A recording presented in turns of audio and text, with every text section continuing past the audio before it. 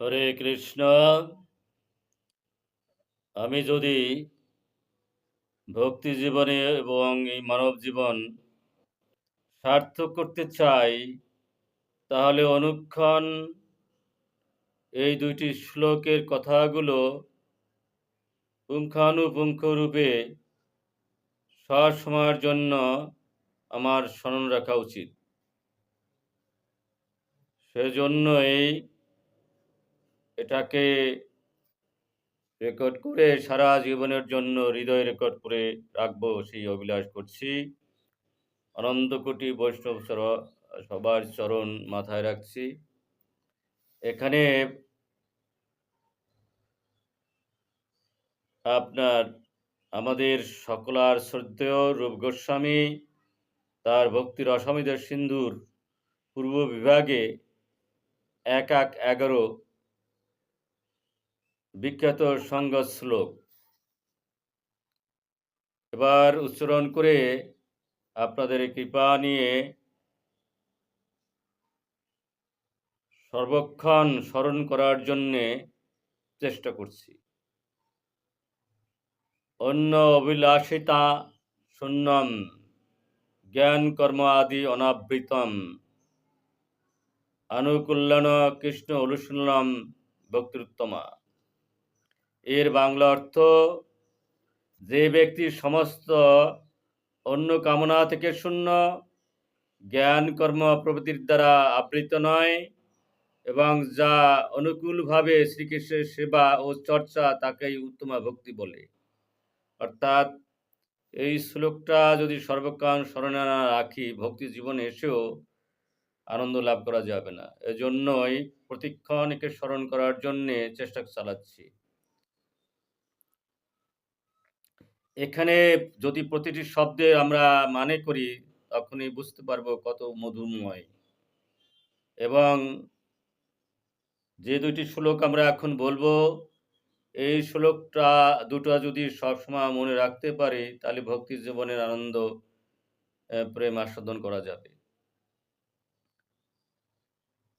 এখানে প্রতিটি শব্দের একটু অর্থ বলার চেষ্টা করি। অন্য কৃষ্ণ ভক্তি ব্যতীত অন্য কিছু, কোনো অভিলাষ থাকলে আর সে ভক্তি জীবনে আনন্দ পাওয়া যাবে না। অভিলাষ, আকাঙ্ক্ষা, কামনা, বাসনা শূন্যম, সম্পূর্ণ শূন্য, এবং সেখানে আশা এবং প্রত্যাশা দুটো বাদ দেওয়া উচিত। আশা করা যায় ভগবানের কাছে, ভগবানের সেবা দিয়ে কোনো আশা কোনোভাবে করা যাবে না।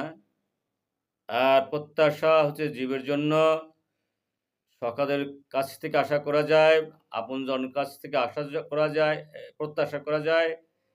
সুতরাং আশা এবং প্রত্যাশা দুটাকে বাদ দিয়ে ভগবানের সেবায় যুক্ত হলে ভক্তি জীবনে আনন্দ পাওয়া যায়। কিন্তু কোনো আশা প্রত্যাশা, কোনো অভিলাষ থাকলে ভক্তি জীবনে আসার পরেও শান্তি বা আনন্দ পাওয়া যায় না। ভক্তি করব, কিন্তু বিনিময়ে ধন, যশ, ভোগ, মুক্তি, সিদ্ধি, সম্মান চাই, এগুলি অন্য অভিলাষ।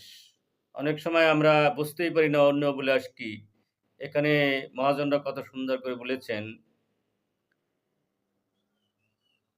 ধন, যশ, ভোগ, মুক্তি, সিদ্ধি, সম্মান যদি চাই, তাহলে এগুলি অন্য অভিলাষ। যদি আমি ভক্তি আনন্দ পেতে চাই, তাহলে আমাকে অবশ্যই সব সময় মনে রাখতে হবে এবং ভাবতে হবে, বলতে হবে, হে কৃষ্ণ, তোমার সন্তুষ্টি আমার জীবনের উদ্দেশ্য। আত্মেন্দ্রিয় প্রীতিবাঞ্ছার গন্ধ থাকলে ভক্তি জীবনে এসে আনন্দ পাওয়া যাবে না। সামান্য একটু ফুটা থাকলেই যেমন নদী পার হওয়া যায় না, প্রেম সমুদ্রে যদি অবগাহন করতে হয় বা প্রেমের আনন্দ পেতে হয়, সামান্যতম ফুটা হলে সেই বাসনার, কামনার, অহংকার, অভিমানের জল উঠে এই মানব তরী ডুবাই দেবে। সুতরাং আমার ভক্তি জীবন যদি সার্থক করতে চাই, তাহলে এই শ্লোকটা পূর্ণ মাত্রায় জীবন দিয়ে সব সময় স্মরণ রাখা উচিত। এখানে আমরা ভক্তি জীবনে এসেও যদি অন্য অভিলাষের চেষ্টা করি, তাহলে যে ভক্তির যে আনন্দ, তা আমি পাবো না।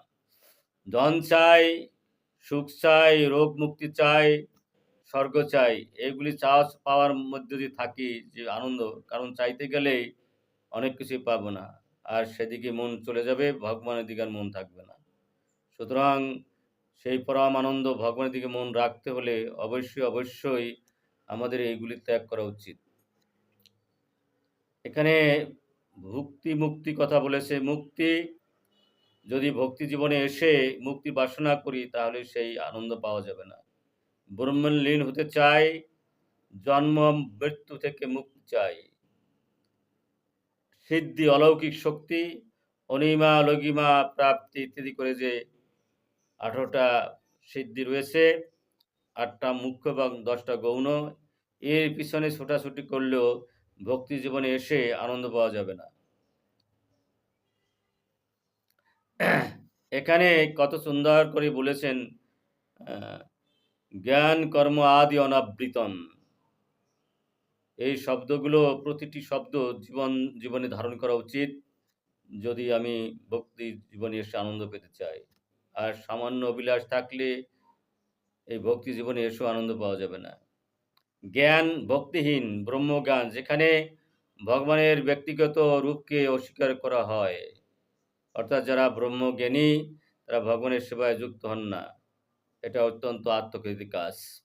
কর্ম ফল লাভের জন্য বৈদিক বা পার্থিব কর্ম আদি জ্ঞান ও কর্ম ছাড়াও আরও অনেক কিছু আবৃত নয়, ঢাকা নয়। অর্থাৎ এখানে আমাদের প্রেমের স্বাদ, প্রেমের আনন্দ এই বাসনা দ্বারা ঢাকা থাকে। যতক্ষণ পর্যন্ত এই বাসনা মুক্ত না হতে পারবো, অভিলাষ মুক্ত না হতে পারবো, তাহলে এই ভক্তি জীবনে এসেও আনন্দ পাবো না। আদি শব্দের গভীর ব্যাখ্যা। আদি মানে শুধু জ্ঞান কর্ম নয়, এর সঙ্গে আরও অনেক কিছু অন্তর্ভুক্ত।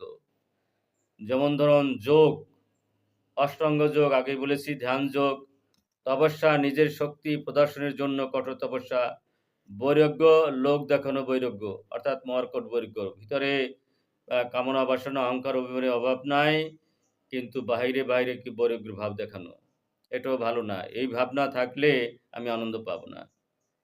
এবং যদি কোনো সিদ্ধি লাভের চেষ্টা করি তাহলে সেই প্রেমের আনন্দ আসবে না। অলৌকিক শক্তি অর্জন, এমন যদি হয় যে আমাকে অলৌকিক শক্তি অর্জন করতে হবে, তাহলে এটাও ভালো একটা পথের মধ্যে নাই।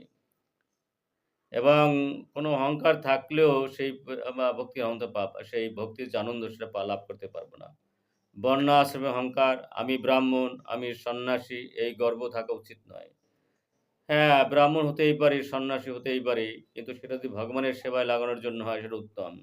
কিন্তু সন্ন্যাসী হলাম এবং উত্তম ব্রাহ্মণ হলাম, যদি এটা নিয়ে আত্মেন্দ্রিয় প্রীতি বাঞ্ছার গন্ধও থাকে, তাহলে এক একটা ফুটো হয়ে যাবে। সন্ন্যাসী হয়েও, ব্রাহ্মণ হয়েও সেই ভক্তির আনন্দ লাভ করতে পারবো না। পুণ্য লাভের বাসনা, দান যজ্ঞ তীর্থ করে স্বর্গ পাওয়ার ইচ্ছা, মুক্তির আকাঙ্ক্ষা, সাজুজ মুক্তির বাসনা, সাজুজন লয় ভক্ত যাতে ব্রহ্ম এক ঐক্য। আবৃত মানে ঢেকে ফেলা। আমাদের যে প্রেমের আনন্দ, আমাদের যে ভক্তির আনন্দ, এই বাসনাগুলো সব ঢেকে দেয়। সুতরাং এই বাসনা যদি না সরাতে পারি ঢাকনা, তাহলে সেই প্রেমের আনন্দ কখনো লাভ করা যায় না। এই জন্য বলছি অনাবৃতম।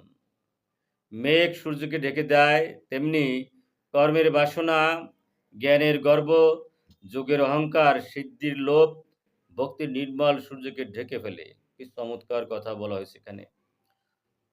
এ কথাগুলো অনুক্ষণ আমার মনে রাখতে হবে যদি আমি ভক্তি জীবনে শান্তি পেতে চাই। তখন ভক্তি আর শুদ্ধ থাকে না।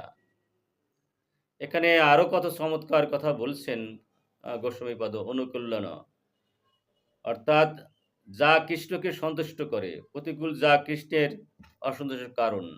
ভক্তি মানে শুধু কৃষ্ণকে স্মরণ করা নয়, কৃষ্ণের ইচ্ছামতো তাকে সন্তুষ্ট করা। যেমন ধরেন এখানে কংসও তো ভগবান শ্রীকৃষ্ণ স্মরণ করতেন, সেটা আসলে প্রতিকূল। এবং পুতনাও তো ভগবানকে স্মরণ করতেন, সেটাও প্রতিকূল। কিন্তু সবসময় অনুকূল ভজনেই ভগবানকে সন্তুষ্ট বিধান করে।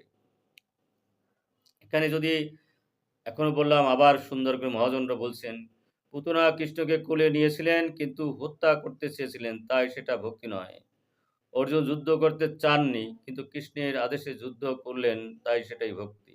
অর্থাৎ কৃষ্ণের সন্তুষ্ট বিধানের জন্য যা কিছু করা হবে সেটাই ভক্তি। কিন্তু আত্মেন্দ্রিয় প্রীতিবাঞ্ছার গন্ধ থাকলে, সামান্যতম ইচ্ছা থাকলে একটা ফুটো হয়ে গিয়ে ভক্তির আনন্দ থেকে দূরে সরে পড়ব। সুতরাং কোনোভাবেই অভিলাষ, আ আশা, প্রত্যাশা জীবনে রাখা যাবে না, যদি ভক্তির আনন্দ পেতে চাই। কৃষ্ণ স্বয়ং ভগবান অনুসরণ করে, শীলন মানে অবিরাম চর্চা, সাধনা, সেবা, কৃষ্ণ অনুশীলনম। অর্থাৎ কৃষ্ণকে সন্তুষ্ট করার জন্য শরীর, মন, বাক্য ও হৃদয় দিয়ে নিয়ন্ত্রণ চেষ্টা করা। অনুশীলনের ২ রূপ: প্রবৃত্তিমূলক নাম জপ, কীর্তন, ভাগবত শ্রবণ, মন্দির সেবা, বৈষ্ণব সেবা। নিবৃত্তিমূলক অপরাধ ত্যাগ, ঈর্ষা ত্যাগ, অহংকার ত্যাগ, অসৎসঙ্গ ত্যাগ। অর্থাৎ আমি নাম জপ, কীর্তন, ভাগবত শ্রবণ, মন্দির সেবা যা কিছুই করি, যদি সেটা আত্মেন্দ্রিয় প্রীতিবাঞ্ছার লেশমাত্র থাকে, দেখানো ভাব থাকে, তাহলে সেখানে ভক্তির যে আনন্দ সেটা লাভ করা যাবে না। এখানে আমরা কৃষ্ণ অনুসরণ কিভাবে করতে পারি? কায়িক মানে দেহ দিয়ে, আমাদের সমস্ত ইন্দ্র দিয়ে ভগবানের সেবা করতে পারি। বাচিক কীর্তন, হরিনাম দিয়ে, মানসিক স্মরণ এবং ধ্যান প্রার্থনা দিয়ে। অন্য কোনো কামনা নেই, কর্ম, জ্ঞান, যোগ, তপস্যা, মুক্তির বাসনা দ্বারা আচ্ছন্ন নয়, শুধুমাত্র কৃষ্ণকে সন্তুষ্ট করার উদ্দেশ্যে শরীর, মন ও বাক্য দিয়ে নিরন্তর কৃষ্ণ সেবা। কৃষ্ণের সুখে আমার সুখ, কৃষ্ণের ইচ্ছাই আমার ইচ্ছা, কৃষ্ণের সেবাই আমার জীবন, এই অবস্থার নামেই উত্তমা ভক্তি। সুতরাং যদি ভক্তি জীবনে শান্তি লাভ করতে চাই, প্রেম পেতে চাই, অনাবিল আনন্দ পেতে চাই, তাই এই অক্ষরগুলো প্রতি মুহূর্তে, প্রতিক্ষণ জীবনে স্মরণ রাখতে হবে।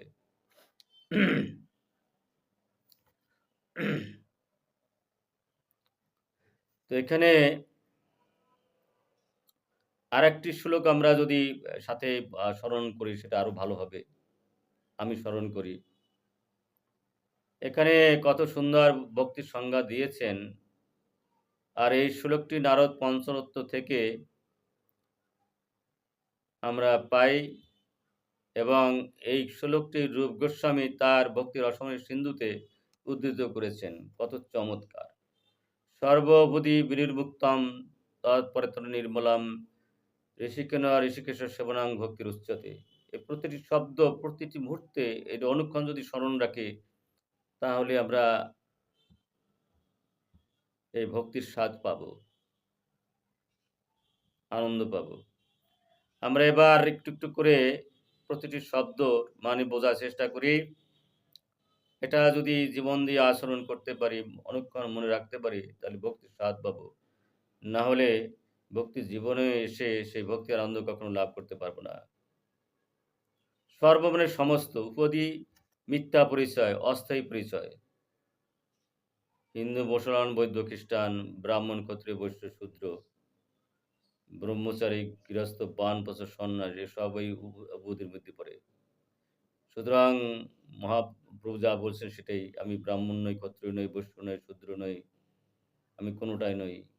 আমি ভগবানের দাস, দাস। সুতরাং এই ভাবনাটা যদি থাকে, তাহলে কোনো অভিমানই থাকে না, কোনো অভিলাষই থাকে না। দাসের তো কাজ হলো সেবা করা।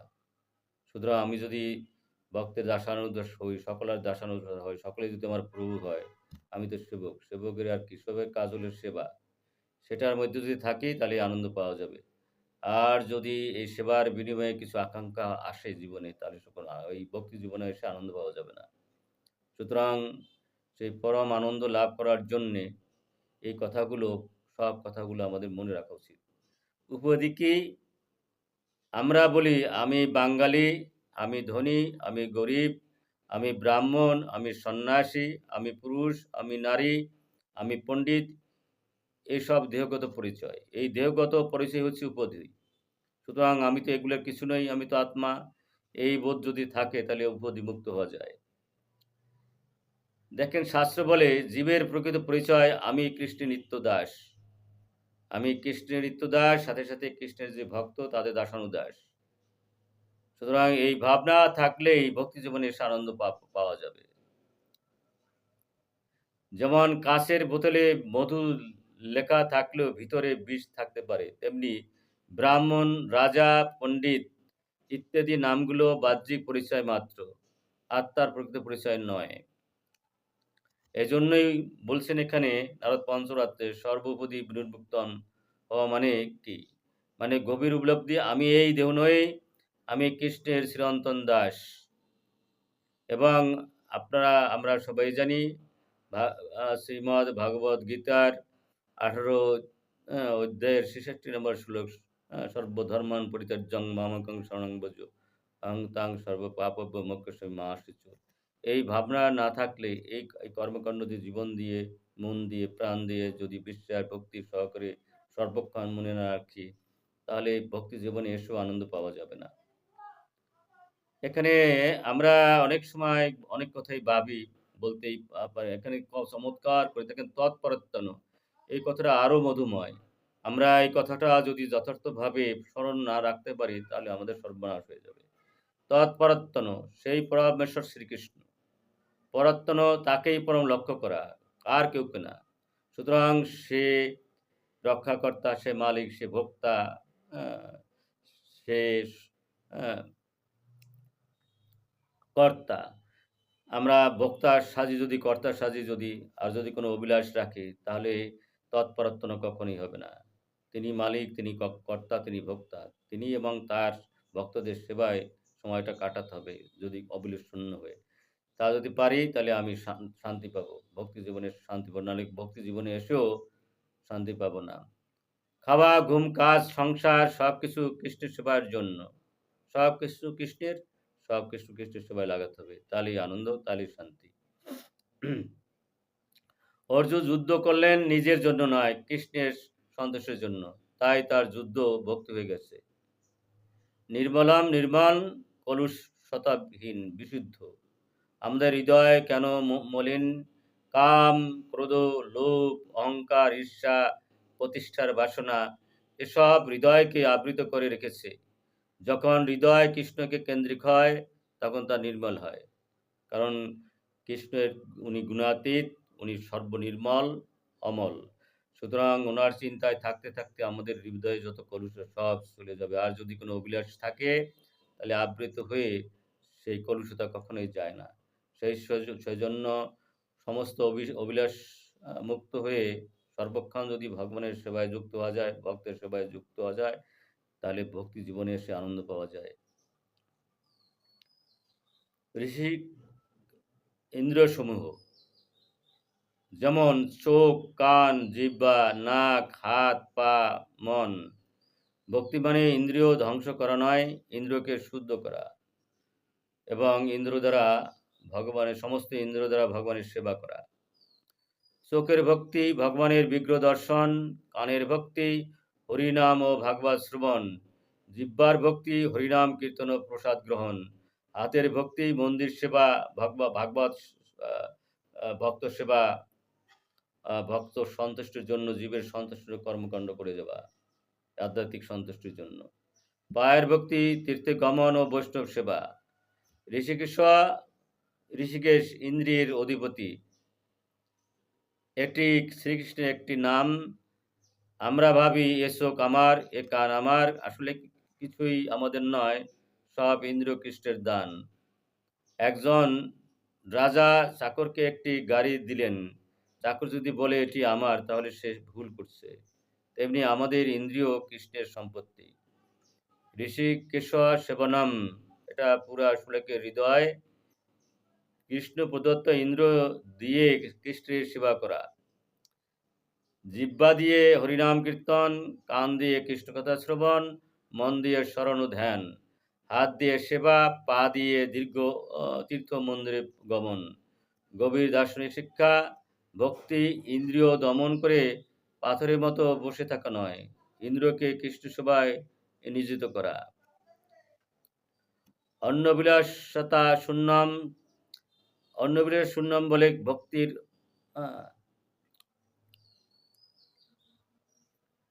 তো আমরা যদি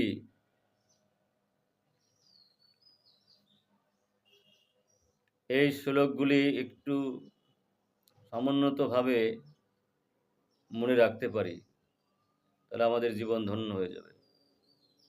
আমার জীবন সার্থক হয়ে যাবে। সুতরাং আপনারা কৃপা করবেন প্রতি মুহূর্তে, প্রতিক্ষণে এই ২ টি শ্লোক যেন জীবন দিয়ে আচরণ করতে পারি, মনে রাখতে পারি। তাহলে মানব জীবন সার্থক হয়ে যাবে। আর যা কিছু করি, যত সাধন-ভজন যা কিছু, যদি এই ২ টি শ্লোক জীবনে মনে না রাখতে পারি, আচরণ না করতে পারি, তাহলে এই ভক্তি জীবনে এসেও আনন্দ পাবো না। আপনাদের সকলার চরণে আমার আকুল প্রার্থনা, এই ২ টি শ্লোক যদি জীবন দিয়ে সবসময়ের জন্য মনে রাখতে পারি, আচরণ করতে পারি, এই প্রার্থনা করে সকলার ইহকাল পরকাল মঙ্গল কামনা করে এখানেই বিশ্রাম নিচ্ছি। হরে কৃষ্ণ।